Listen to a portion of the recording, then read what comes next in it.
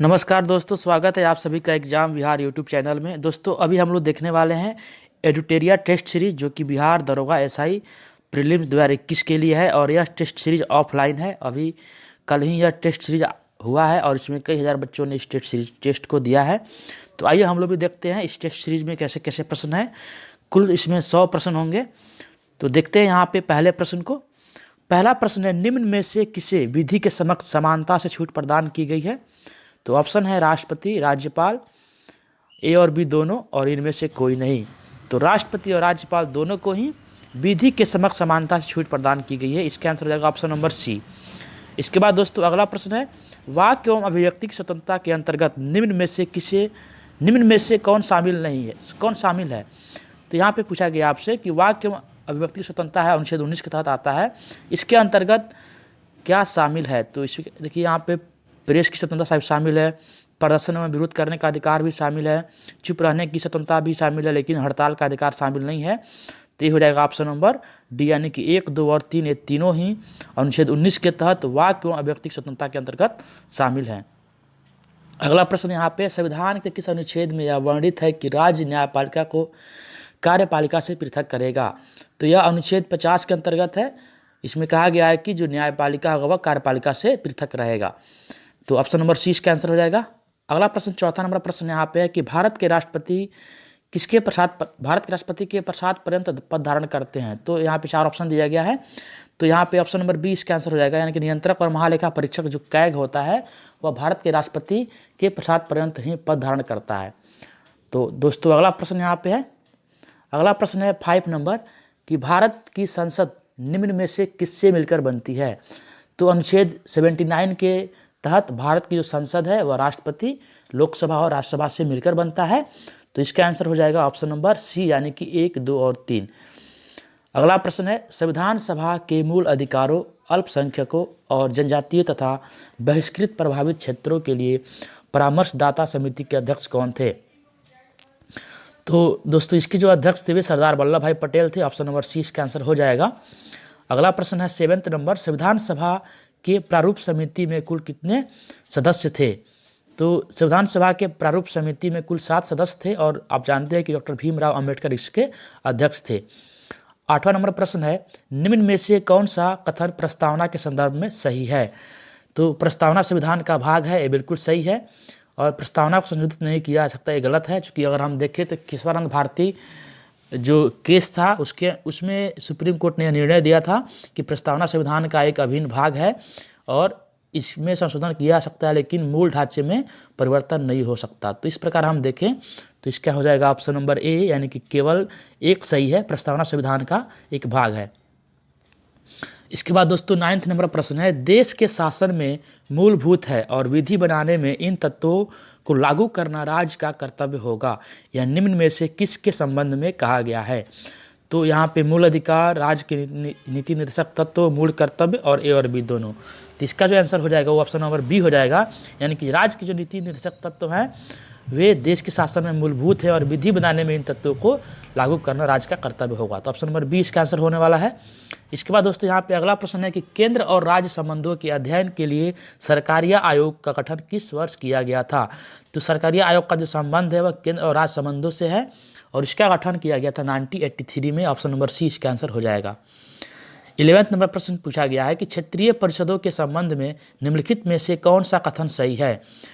तो दोस्तों क्षेत्रीय परिषदें संवैधानिक निकाय है, ये कथन जो है गलत है, क्योंकि क्षेत्रीय परिषदों की संख्या वर्तमान में 6 है और ये हमारे मूल संविधान में नहीं था, और इसको राज्य पुनर्गठन अधिनियम 1956 के आधार पे इसका गठन किया गया है। तो इस प्रकार अगर हम देखें तो इन दोनों कथनों में सिर्फ कथन 2 सही है, यानी कि इसका आंसर हो जाएगा ऑप्शन नंबर बी, क्योंकि क्षेत्रीय परिषदें संवैधानिक निकाय नहीं है, ये विधिक निकाय हैं, क्योंकि इनको संविधान में पहले नहीं था, ये बाद में जोड़ा गया।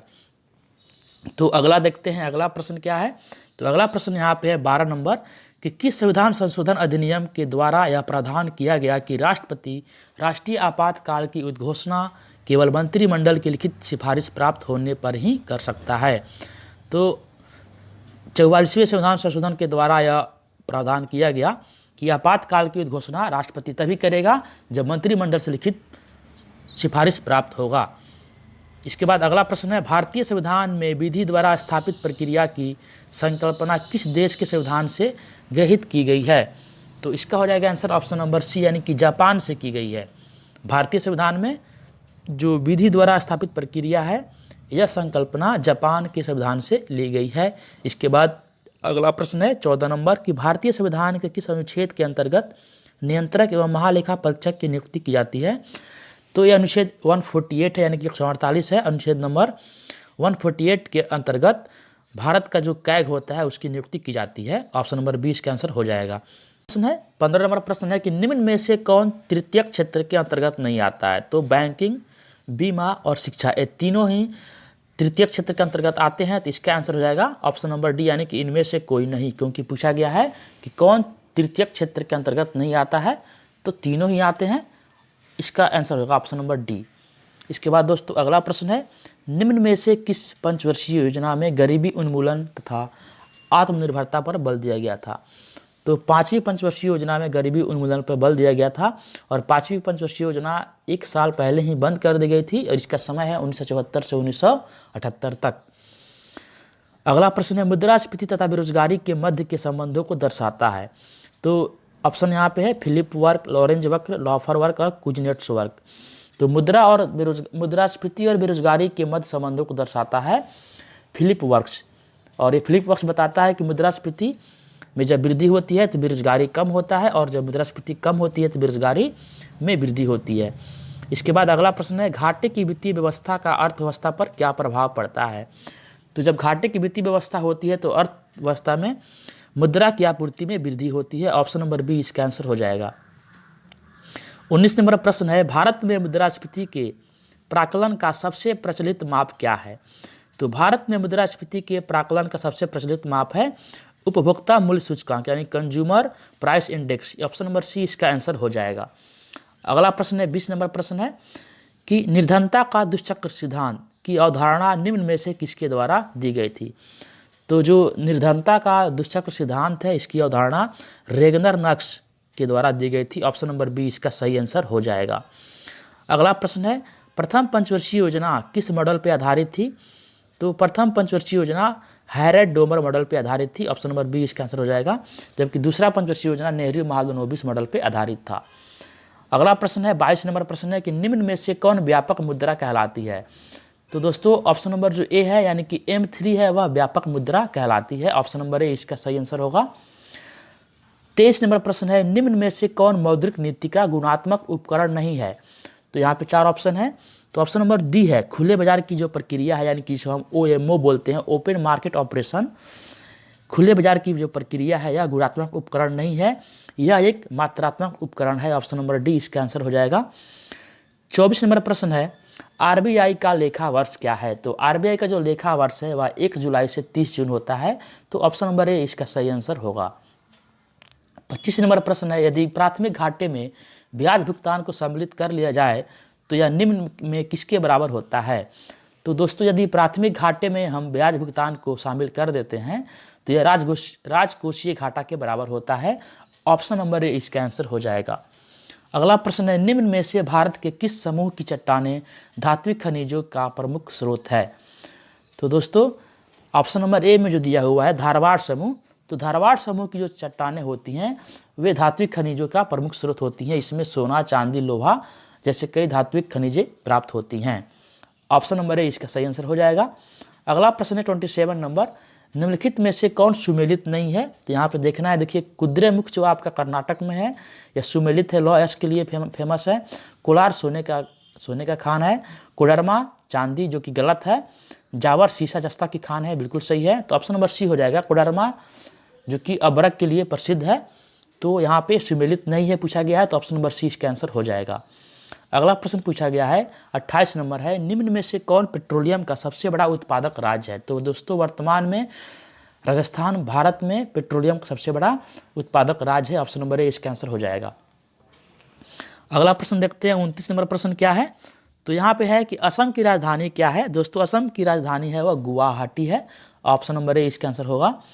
30वां प्रश्न है, निम्नलिखित में से कौन सी जलधारा प्रशांत महासागर की ठंडी जलधारा है।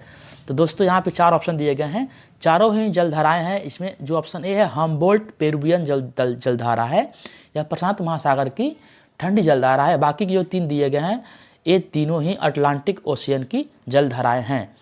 तो इसका आंसर ऑप्शन नंबर ए हो जाएगा। हम्बोल्ट जलधारा एक ठंडी जलधारा है जो कि प्रशांत महासागर की है। अगला प्रश्न है 31 नंबर है कि निम्न में कौन सा देश स्थल रुद्ध है। तो दोस्तों स्विट्जरलैंड जो देश है वह स्थल रुद्ध देश है, और जर्मनी, फ्रांस, इटली तथा इनके पास तटरेखाएं हैं। ऑप्शन नंबर सी इसका आंसर हो जाएगा। 32 नंबर प्रश्न पूछा गया है कि निम्न में कौन सी नदी हिमालय की पूर्ववर्ती नदी नहीं है। तो दोस्तों यहाँ पे अगर हम देखें तो सिंधु भी पूर्ववर्ती नदी है, सतलज भी है और आपका ब्रह्मपुत्रा भी है। तो ये तीनों ही नदियाँ हिमालय की पूर्ववर्ती नदियाँ हैं। यहाँ पूछा गया है कि कौन नहीं है, तो इसका हो जाएगा ऑप्शन नंबर डी, यानी कि इनमें से कोई भी ऐसा नहीं है जो कि हिमालय की पूर्ववर्ती नदी नहीं है। तो दोस्तों नदियाँ मतलब ये होती हैं जो कि हिमालय को काट के हिमालय के उस पार से भारत में प्रवेश करती हैं। तो तीनों ही नदियाँ पूर्ववर्ती नदियों के उदाहरण हैं। तो अगला देखते हैं 33 नंबर प्रश्न है, अंतर्राष्ट्रीय तिथि रेखा किस महासागर से होकर गुजरती है। तो जो इंटरनेशनल डेट लाइन है यानी कि 180 डिग्री जो देशांतर है वह प्रशांत महासागर से होकर गुजरती है। ऑप्शन नंबर सी इसका आंसर हो जाएगा। दोस्तों अगला प्रश्न है 34 नंबर प्रश्न है कि कर्क रेखा निम्न में से किस देश से होकर नहीं गुजरती है। तो दोस्तों जो कर्क रेखा है वह ब्राज़ील से होकर नहीं गुजरती है, ब्राज़ील से गुजरता है भूमध्य रेखा। तो ऑप्शन नंबर सी इसका आंसर हो जाएगा। बाकी जो तीनों है बहामास, लीबिया और यूएई, इन तीनों से कर्क रेखा गुजरती है। अगला प्रश्न है 35 नंबर, निम्न में से कौन सी नदी अरब सागर में नहीं गिरती है। तो जो गोदावरी है वो आप जानते हैं कि बंगाल की खाड़ी में गिरती है। तो इसका आंसर हो जाएगा ऑप्शन नंबर डी। बाकी की जो 3 नदियां हैं साबरमती, पेरियार और गंगावेली, ये तीनों ही अरब सागर में गिरती हैं। अरब सागर में नहीं गिरने वाली नदी पूछा गया है, तो ऑप्शन नंबर डी इसका आंसर हो जाएगा। अगला प्रश्न है भारत का सबसे छोटा जिला कौन सा है। तो सबसे छोटा जिला माहे है, जो पांडिचेरी का जो माहे जिला है वह भारत का सबसे छोटा जिला है और केरल की सीमा के अंदर पड़ता है। ऑप्शन नंबर ए हो जाएगा इसका आंसर। 37 नंबर प्रश्न पूछा गया है कि निम्न में से कौन सा राज्य 3 देशों के साथ सीमा रेखा नहीं बनाता है। तो दोस्तों यहाँ पे सिक्किम है। सिक्किम भी अगर हम देखें सिक्किम देखें तो यह चीन, भूटान और नेपाल से सीमा बनाता है। पश्चिम बंगाल भी भूटान, नेपाल और बांग्लादेश से सीमा बनाता है। जम्मू कश्मीर के पास भी देखिए पाकिस्तान, अफगानिस्तान और चीन की सीमा लगती है। तो इसका हो जाएगा ऑप्शन नंबर सी, यानी कि मिजोरम सिर्फ और सिर्फ बांग्लादेश से सीमा बनाता है। तो ऑप्शन नंबर सी हो जाएगा कि कौन सा देश 3 देशों से बनाता है, तो मिजोरम हो जाएगा इसका आंसर। अगला प्रश्न पूछा गया कि प्रति चक्रवात की विशेषता होती है। तो दोस्तों प्रति चक्रवात की विशेषता होती है स्वच्छ आसमान। ऑप्शन नंबर डी इसका आंसर हो जाएगा। अगला प्रश्न देखते हैं कि अगला प्रश्न क्या है। तो अगला प्रश्न 39 नंबर है कि लाइकेन सबसे अच्छे सूचक हैं।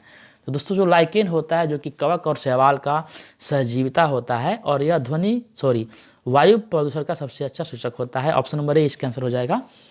एयर पोल्यूशन का इंडिकेटर होता है लाइकेन, और उत्तराखंड में लाइकेन पार्क बनाया भी गया है। तो अगला प्रश्न देखते हैं 40 नंबर प्रश्न है, प्लासी का युद्ध कब हुआ था। तो दोस्तों प्लासी का जो युद्ध है वह 23 जून 1757 को हुआ था। तो ऑप्शन नंबर डी इसका आंसर हो जाएगा। 41 नंबर प्रश्न पूछा गया है कि सहायक संधि करने वाला प्रथम भारतीय राज्य कौन था। तो सहायक संधि का प्रस्ताव स्वीकार करने वाला प्रथम भारतीय राज्य हैदराबाद था। ऑप्शन नंबर सी इसका आंसर हो जाएगा। 42 में प्रश्न पूछा गया है कि भारत में नागरिक सेवा का जनक किसे माना जाता है। तो लॉर्ड कॉर्नवालिस को भारत में सिविल सेवा का जनक माना जाता है। ऑप्शन नंबर डी इसका आंसर हो जाएगा। अगला प्रश्न है 43 नंबर की महालवाड़ी व्यवस्था किसके द्वारा लागू किया गया था। तो दोस्तों जो महालवाड़ी व्यवस्था है वह हार्ट मैकेंजी के द्वारा लागू किया गया था। ऑप्शन नंबर सी इसका आंसर हो जाएगा, हार्ट मैकेंजी। अगला प्रश्न पूछा गया है कि किताब उल हिंद की रचना किसने की थी। दोस्तों किताब उल हिंद अल-बरूनी की रचना है। ऑप्शन नंबर सी इसका आंसर हो जाएगा। 45 नंबर प्रश्न पूछा गया है कि निम्नलिखित में से कौन सिकंदर का समकालीन था। तो दोस्तों सिकंदर था वह उसका समकालीन घनानंद था जो कि नंद वंश का शासक था अंतिम। तो यहाँ पे ऑप्शन नंबर डी इसका आंसर हो जाएगा, घनानंद। 46वां प्रश्न है कि अष्ट दिग्गज किसके दरबार में रहते थे। तो दोस्तों कृष्णदेव राय जो कि विजयनगर के जो शासक थे कृष्णदेव राय, इनके दरबार में अष्ट दिग्गज रहते थे। ऑप्शन नंबर बी इसका आंसर हो जाएगा। अगला प्रश्न 47वां प्रश्न पूछा गया है कि पहली बार किसी के सती होने का प्रमाण कहाँ से प्राप्त होता है।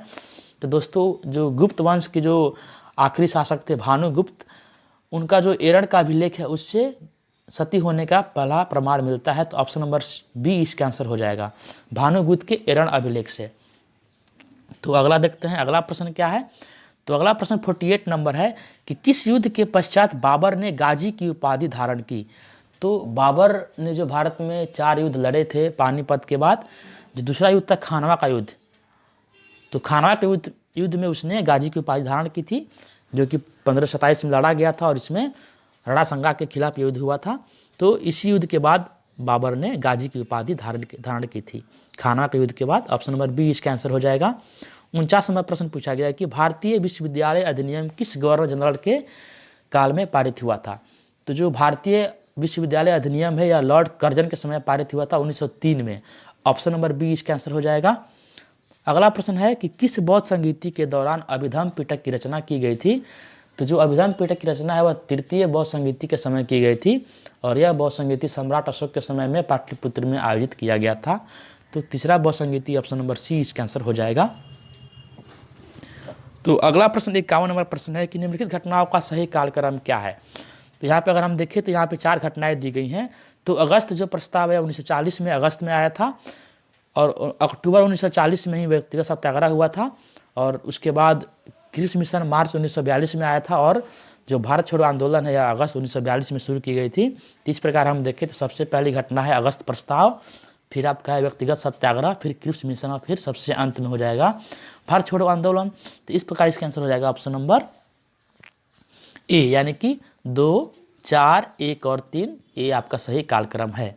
इसके बाद अगला प्रश्न है दिल्ली सल्तनत के किस शासक ने इक्ता प्रणाली की शुरुआत की थी? तो दिल्ली सल्तनत के शासक जो हैं इल्तुतमिश ने इक्ता प्रणाली की शुरुआत की थी, और इल्तुतमिश ने ही तुर्कान चहलगामी चालीसा जो पद है उसका भी शुरुआत किया था। तो अगला प्रश्न है 53 नंबर प्रश्न है कि निम्नलिखित में कौन चतुराईपूर्ण निष्क्रियता की नीति का जुड़ा हुआ है? तो जो चतुराईपूर्ण निष्क्रियता की नीति है यह जॉन लॉरेंस से संबंधित है। तो इसका हो जाएगा answer option number D. 54 number प्रश्न है कि निम्नलिखित में से किस सिख गुरु ने अकाल तख्त की स्थापना की थी? तो सिखों के जो 6ठे गुरु थे, गुरु हरगोविंद सिंह ने अकाल तख्त की स्थापना की थी। तो इसका हो जाएगा आंसर ऑप्शन नंबर डी, यानी कि गुरु गोविंद सिंह। 55 नंबर प्रश्न पूछा गया है कि जालियांवाला बाग हत्याकांड के विरोध में वायसराय की कार्यकारिणी परिषद की सदस्यता से किसने इस्तीफा दिया था? तो जालियांवाला बाग हत्याकांड जो कि 13 अप्रैल 1919 को हुआ था, तो इस घटना के बाद से जो कि शंकरन नारायण है वे वायसराय की कार्यकारिणी परिषद से इस्तीफा दे दिए थे। तो इसका हो जाएगा ऑप्शन नंबर सी। अगला प्रश्न देखते हैं 56 नंबर प्रश्न क्या है। तो 56वां प्रश्न पूछा गया है कि प्रथम दिल्ली दरबार का आयोजन किसके समय में किया गया था? तो दोस्तों जो पहला दिल्ली दरबार है वह लॉर्ड लिटन के समय में किया गया था 1877 में। तो इसका हो जाएगा आंसर ऑप्शन नंबर ए, यानी कि लॉर्ड लिटन के समय किया गया था, और इसी दिल्ली दरबार में महारानी विक्टोरिया को कैसरे हिंद की उपाधि दी गई थी। इसके बाद दोस्तों देखते हैं अगला प्रश्न है। अगला प्रश्न पूछा गया है 57 नंबर कि शक्ति का विमीय सूत्र क्या है, यानी शक्ति का डायमेंशन पूछा गया है। तो शक्ति का जो विमीय सूत्र होता है वह ml² T-3 होता है। ऑप्शन नंबर सी इसका आंसर हो जाएगा। इसके बाद दोस्तों अगला प्रश्न पूछा गया है 58 नंबर प्रश्न है निम्नलिखित में से किस रंग के प्रकाश का पौधों के द्वारा तीव्र अवशोषण होता है? तो दोस्तों प्रकाश की जो अपक्रिया होती है, फोटोसिंथेसिस रिएक्शन होता है, उसमें जो पेड़ पौधों में जो हरित प्लवक होता है वह लाल और नीले रंग के प्रकाश को ज़्यादा अवशोषित करता है। तो इसका हो जाएगा ऑप्शन नंबर सी आंसर, लाल और नीला। ठीक है, ऑप्शन नंबर सी इसका आंसर हो जाएगा। अगला प्रश्न 59 नंबर प्रश्न पूछा गया है गन मेटल किसका मिश्र धातु है? तो जो गन मेटल है या कॉपर का, टीन का और जिंक का Ly है। ऑप्शन नंबर ए इसका आंसर हो जाएगा। अगला प्रश्न पूछा गया है कि the lens of glasses is made of, यानी कि जो चश्मे की जो लेंस होता है वह किस कांच से बनाए जाते हैं? तो चश्मे का जो लेंस होता है वह क्रुक्स कांच से बनाए जाते हैं। ऑप्शन नंबर सी इसका करेक्ट आंसर होगा। अगला प्रश्न है 61 नंबर प्रश्न है नेत्रदान में कौन सा भाग दिया जाता है? तो जो नेत्रदान के समय में कॉर्निया को दान किया जाता है। ऑप्शन नंबर सी इसका आंसर हो जाएगा। 62 नंबर प्रश्न है निम्न में कौन सा सही नहीं है? तो तापमान के बढ़ने पर वायु में ध्वनि का वेग बढ़ता है, ये बिल्कुल सही है। वायु में ध्वनि का वेग दाब पर निर्भर नहीं करता, ये भी कथन बिल्कुल सही है। आर्द्रता के बढ़ने से वायु में ध्वनि का वेग कम हो जाता है। ऑप्शन नंबर सी जो कथन है वह गलत है। तो इसका जो जवाब हो जाएगा ऑप्शन नंबर सी हो जाएगा, क्योंकि आर्द्रता के बढ़ने से ध्वनि का वेग भी बढ़ता है। तो इसका जो आंसर होगा ऑप्शन नंबर सी हो जाएगा, क्योंकि आपसे पूछा गया कि कौन सा सही नहीं है, तो जो सी है वो सही नहीं है। अगला प्रश्न पूछा गया है 63 नंबर में कि प्रत्यावर्ती धारा को दिश धारा में यानी कि एसी को डीसी में परिवर्तन करने की युक्ति को कहते हैं। तो ये हो जाएगा ऑप्शन नंबर बी, यानी कि रेक्टिफायर को कहते हैं। रेक्टिफायर एसी को डीसी में बदलने की युक्ति है। 64 नंबर प्रश्न है कि when the ice melt then, यानी कि जब बर्फ पिघलती है तब क्या होता है। तो जब बर्फ पिघलता है तो बर्फ का आयतन घटता है। तो ऑप्शन नंबर बी इसका आंसर हो जाएगा। 65 नंबर प्रश्न है कि सिल्वेनाइट निम्न में से किसका अयस्क है। तो सिल्वेनाइट जो है वह सोना का एक अयस्क है। तो ऑप्शन नंबर ए इसका आंसर हो जाएगा। अगला प्रश्न देखते हैं 66 नंबर प्रश्न क्या है। यहाँ पे मैच दी फॉलोइंग करना है, यानी कि सुमेलित करना है। लाइपेज है, लाइपेज एक एंजाइम है जो कि एक वसा पाचक एंजाइम है। तो ए का हो जाएगा 4। ट्रिप्सिन एक प्रोटीन पाचक एंजाइम है। एमाइलेज जो कि है वो कार्बोहाइड्रेट का पाचक करता है। तो सी का हो जाएगा 1। तो सी का 1, ए का 4 ऐसे अगर देखें तो ऑप्शन नंबर ए यहाँ पे दिख रहा है। ए का 4, बी का 3, सी का 1 और डी का 2 सही आंसर हो जाएगा। फिर हम देखते हैं 67 नंबर में। अगला प्रश्न है किस उत्प्रेरक की उपस्थिति में खाद्य वनस्पति तेल वसा में परिवर्तित किए जाते हैं। तो इसका हो जाएगा आंसर ऑप्शन नंबर बी, यानी कि निकेल की उपस्थिति में जो खाद्य तेल होता है उसको वसा में परिवर्तित किया जाता है। तो इसमें कैटलिस्ट के रूप में हम निकेल का प्रयोग करते हैं। अगला प्रश्न पूछा गया 68 नंबर कि अर्जुन पुरस्कार 2020 से सम्मानित होने वाले मनीष नरवाल का संबंध किस खेल से है। तो जो मनीष नरवाल हैं इनका संबंध पैरा शूटिंग से है और इनको अर्जुन पुरस्कार से सम्मानित किया गया है इस साल। अगला प्रश्न देखते हैं 69 नंबर प्रश्न क्या है कि अंतर्राष्ट्रीय गांधी पुरस्कार 2020 निम्न में से किसे प्रदान किया गया है। तो अंतर्राष्ट्रीय गांधी पुरस्कार 2020 का जो पुरस्कार है यह NS धर्मशक्ति को दिया गया है। ऑप्शन नंबर बी इसका आंसर हो जाएगा।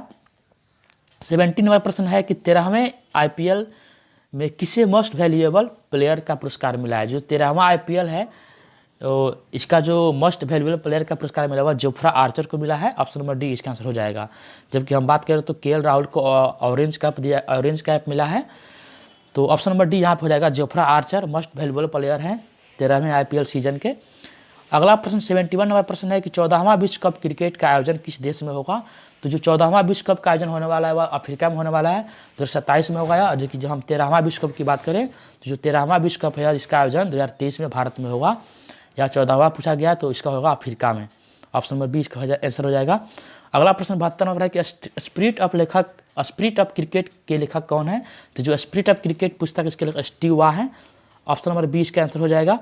73वां प्रश्न है कि नवंबर 2020 में संघाई सहयोग संगठन का 20वां शिखर सम्मेलन किस देश की अध्यक्षता में किया गया था। तो इसका हो जाएगा ऑप्शन नंबर बी, यानी कि रूस के अध्यक्षता में इसका बैठक हुआ था संघाई सहयोग संगठन का। अगला प्रश्न देखते हैं 74 नंबर यहाँ पे। तो अगला प्रश्न है 74 नंबर प्रश्न है कि किस वर्ष तक भारत से पूर्ण रूप से मलेरिया उन्मूलन का लक्ष्य रखा गया है। तो भारत ने मलेरिया से उन्मूलन का लक्ष्य रखा है 2030 तक। ऑप्शन नंबर डी इसका आंसर हो जाएगा। 75 नंबर प्रश्न है अक्टूबर 2020 में निम्न में से कौन युद्ध सेवा मेडल पाने वाली भारत की पहली महिला बन गई है। तो भारत की पहली महिला बन गई है मिंटी अग्रवाल, जो कि अक्टूबर 2020 में युद्ध सेवा मेडल पाई हैं। ऑप्शन नंबर बी इसका आंसर हो जाएगा। 76 नंबर प्रश्न पूछा गया है कि फ्रेंच ओपन 2020 के महिला एकल खिताब की उप विजेता कौन है। तो फ्रेंच ओपन 2020 की जो महिला एकल खिताब की जो उप विजेता हैं वे आपके हैं सोफिया कैनिन। दोस्तों यहाँ पे ध्यान देना है कि यहाँ पे उप विजेता पूछा गया है, विजेता नहीं पूछा गया है। विजेता है ईगा स्वीटेक और उप विजेता है Sofia Kenin. Option number D इसका आंसर हो जाएगा।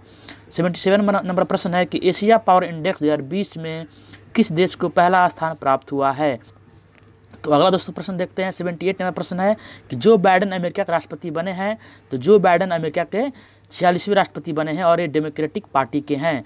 79 में प्रश्न यहाँ पूछा गया है कि 38वां आसियान शिखर सम्मेलन किस देश में प्रस्तावित है। तो 38वां आसियान शिखर सम्मेलन है यह ब्रुनेई में प्रस्तावित है। ऑप्शन नंबर बी इसका आंसर हो जाएगा। 80 नंबर प्रश्न पूछा गया है कि अर्थशास्त्र के नोबेल पुरस्कार के संदर्भ में सत्य नहीं है।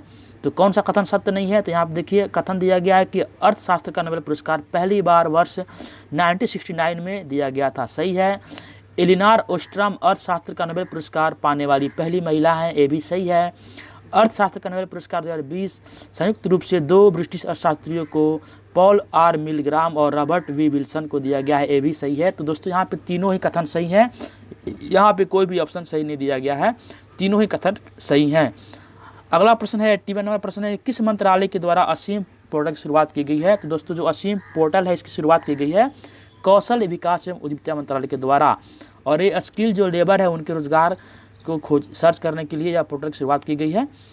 ऑप्शन नंबर डी इसका आंसर हो जाएगा। अगला देखते हैं दोस्तों, अगला प्रश्न है 82 नंबर का कि आंध्र प्रदेश के वर्तमान में राज्यपाल कौन है? तो ये राज्यपाल हैं विश्वभूषण हरिश्चंद्रन, आंध्र प्रदेश के वर्तमान में राज्यपाल हैं। ऑप्शन नंबर सी इसका आंसर हो जाएगा। अगला प्रश्न है भारत सरकार के वर्तमान में मुख्य वैज्ञानिक सलाहकार कौन है? तो जो भारत सरकार के चीफ साइंटिफिक एडवाइजर हैं वे हैं के Vijay Raghavan. Option number C इसका आंसर हो जाएगा। 84 नंबर प्रश्न है कि दक्षिण एशियाई क्षेत्रीय सहयोग संगठन के महासचिव यानी कि सार्क है, सार्क के जो महासचिव हैं वे कौन हैं? तो ऑप्शन नंबर बी है इसारा रूवन वीराकुन जो कि श्रीलंका के हैं, ये सार्क के वर्तमान में महासचिव हैं। ऑप्शन नंबर बी इसका आंसर हो जाएगा। 85 नंबर प्रश्न है कि नवंबर 2020 में भारत ने खगोल विज्ञान में वैज्ञानिक और तकनीकी सहयोग विकसित करने के लिए किस देश के साथ समझौता ज्ञापन पर हस्ताक्षर किए हैं? तो स्पेन के साथ भारत ने यह MOU साइन किया है। ऑप्शन नंबर ए इसका आंसर हो जाएगा। 86 नंबर प्रश्न यहाँ पर देखते हैं कि दिसंबर 2020 में बुरेवी चक्रवात से कौन सा राज्य प्रभावित हुआ था? तो जो बुरेवी चक्रवात है इससे प्रभावित होने वाला राज्य है तमिलनाडु। ऑप्शन नंबर डी इसका आंसर हो जाएगा। 87 नंबर प्रश्न है दिसंबर 2020 में आदि महोत्सव का आयोजन कहाँ किया गया था? तो जो आदि महोत्सव का आयोजन है मध्य प्रदेश यानी कि ऑप्शन नंबर सी इसका आंसर हो जाएगा। 88 नंबर प्रश्न है कि वैश्विक लोकतंत्र सूचकांक यानी कि ग्लोबल डेमोक्रेटिक इंडेक्स में भारत का स्थान क्या है? तो भारत का स्थान इस बार है 53वां। पिछली बार 51 नंबर पर स्थान था भारत का, अब 2 अंक गिरकर 53वां हो गया है। ऑप्शन नंबर बी इसका आंसर हो जाएगा। 89 नंबर प्रश्न है कि कपिला अभियान का संबंध निम्न में से किस मंत्रालय से है? तो दोस्तों कपिला अभियान का संबंध है शिक्षा मंत्रालय से। ऑप्शन नंबर बी इसका आंसर हो जाएगा। 90 नंबर प्रश्न देखते हैं हाल ही में किस राज्य के सुर सरोवर झील को रामसर साइट्स का दर्जा दिया गया है? तो दोस्तों सुर सरोवर जो झील है आगरा में है, इसे कीथम झील के नाम से भी जानते हैं, तो इसका हो जाएगा आंसर ऑप्शन नंबर सी यानी कि उत्तर प्रदेश की यह झील है, आगरा में है। तो अगला प्रश्न देखते हैं 91 नंबर प्रश्न है 91 नंबर कि नवंबर 2020 में सैन्य अभ्यास बुल स्ट्राइक का आयोजन भारत और किस देश के मध्य किया गया? तो जो बुल स्ट्राइक जो युद्ध अभ्यास है इसका आयोजन भारत और जापान के बीच किया गया था। ऑप्शन नंबर सी इसका आंसर हो जाएगा। 92 नंबर प्रश्न है किस राज्य की प्रसिद्ध मिर्च दल्ले खुरसानी को भौगोलिक संकेतक प्रदान किया गया है? तो दल्ले खुरसानी जो कि मिर्च है या सिक्किम की मिर्च है इसको GI टैग दिया गया है। ऑप्शन नंबर बी इसका आंसर हो जाएगा। दोस्तों यहाँ पे देखिए कुछ मैथमेटिक्स के प्रश्न दिए गए हैं, तो आपको बताया था 93 नंबर जो प्रश्न है इसको आप देख लीजिएगा। एक विज्ञापन कंपनी किसी मोहल्ले के प्रत्येक मकान में उतने उत्पाद पेश करती जितने मोहल्ले में मकान हैं, फिर उसके पास 5 उत्पाद बच जाते हैं, तो मोहल्ले में कुल 25 मकान हो तो कितने उत्पाद थे? तो ये पूछा गया, तो यहाँ पे आप इसको सॉल्व कीजिएगा। 2-3 प्रश्न यहाँ पे मैथ के दिए गए हैं, आप देख सकते हैं। यहाँ पे एक और प्रश्न है 94 नंबर, फिर आपका यहाँ पे 95 नंबर भी है, तो खुद आप सॉल्व कीजिएगा। यहाँ और भी आप देखते हैं जीके के प्रश्न क्या दिए हुए हैं। 98 नंबर प्रश्न दिया गया है कि असंसियन किस देश की राजधानी है? तो असंसियन जो है पराग्वे की राजधानी है। ऑप्शन नंबर बी इसका आंसर हो जाएगा। पराग्वे एक दक्षिण अमेरिका महादेश का एक राज्य है, एक देश है, उसकी राजधानी असंसियन है। 99 नंबर प्रश्न पूछा गया है कि मुखौटा नृत्य किस राज्य का लोक नृत्य है? तो मुखौटा नृत्य जो है वह अरुणाचल प्रदेश का लोक नृत्य है। ऑप्शन नंबर ए इसका आंसर हो जाएगा।